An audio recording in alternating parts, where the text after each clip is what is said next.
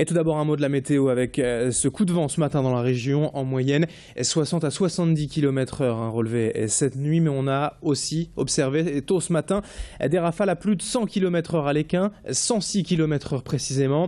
Le vent fort devrait ainsi se maintenir jusqu'en fin de matinée.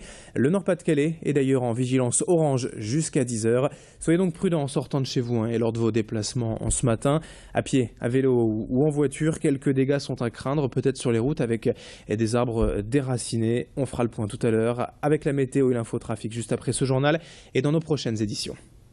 L'image à la une aujourd'hui, je vous le disais donc en titre il y a un instant, c'est la modernisation du métro lillois. Le doublement des rames sur la ligne 1. Dès sa création il y a plus de 30 ans, en 1983, le métro avait été imaginé et conçu pour accueillir ces rames supplémentaires. On va donc passer de 2 à 4 voitures par rame, de 26 à 52 mètres par ensemble.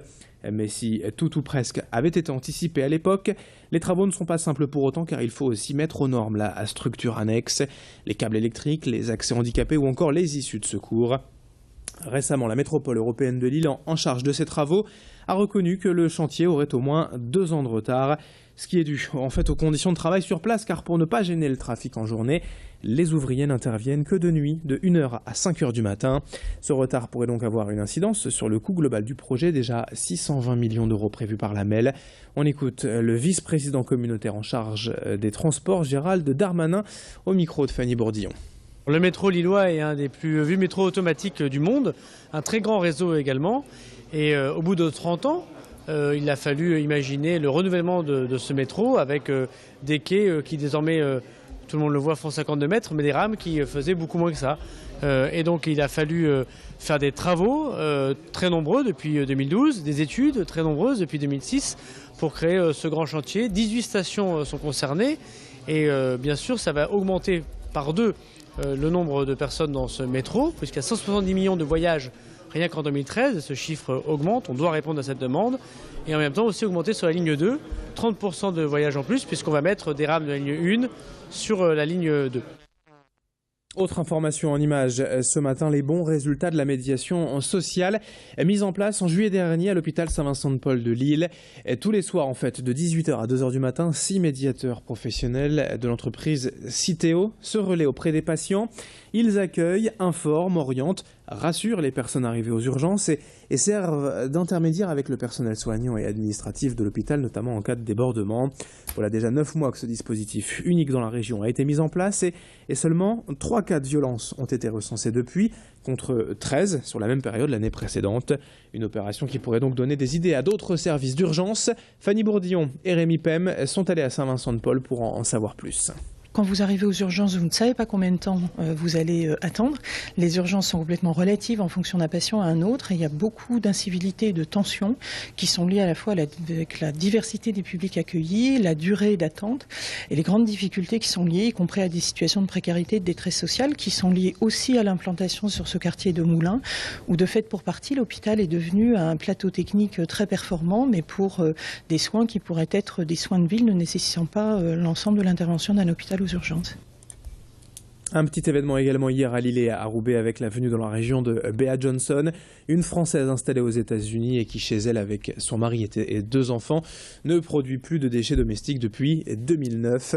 Une performance illustrée dans son livre sobrement intitulé « Zéro déchet à la maison ». La franco-américaine est donc venue parler de son expérience à Lille au sein de l'épicerie Day by Day, ouverte le mois dernier et qui propose le principe du vrac, comme déjà d'autres. Tous les produits sont vendus à la demande, sans emballage inutile. C'est donc aux clients d'apporter leur contenant. Bea Johnson est ensuite passée à Roubaix donner une conférence devant une foule d'adeptes et de curieux. Pauline Lermite a rencontré pour nous la responsable de cette épicerie et donc adepte également d'un mode de vie sans déchets.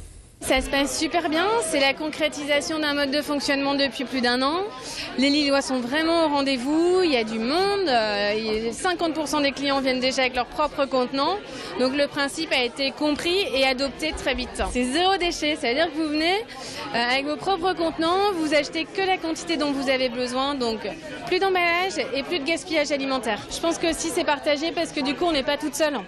On est plusieurs à consommer comme ça, le message passe, les gens s'y mettent, donc non, c'est super. Et puis on termine avec quelques images d'un sport certainement méconnu, le patinage artistique sur roulette. L'Open de France avait lieu ce week-end à Mouveau, une épreuve qualificative pour les championnats de France qui auront lieu encore une fois ici même à Mouveau. Depuis 1983, les patineurs de l'Union nordiste de roller artistique pratiquent la discipline et collectionnent les récompenses nationales et internationales. Il est possible de commencer dès l'âge de 4 ans et comme sur la glace, il y a plusieurs catégories. Tout cela demande la même agilité, grâce et synchronisation. Pauline Lermite est allée se renseigner pour nous. Voici les explications d'un entraîneur local. Un sport athlétique parce que ça nous demande beaucoup d'efforts physiques, ça demande des muscles dans les jambes, dans les bras, dans le dos, etc. Après c'est aussi un sport esthétique parce qu'on doit se montrer, bien se présenter sur la piste, etc. Il y a toujours des nouveaux challenges, on progresse tout le temps. On peut faire plein de figures différentes. On aime bien être sur la piste et se montrer, montrer ce qu'on sait faire. 7h36 en direct. Dans un instant, la météo et l'info trafic à suivre sur Grand Lille TV. Très bon réveil, très belle journée à toutes et à tous.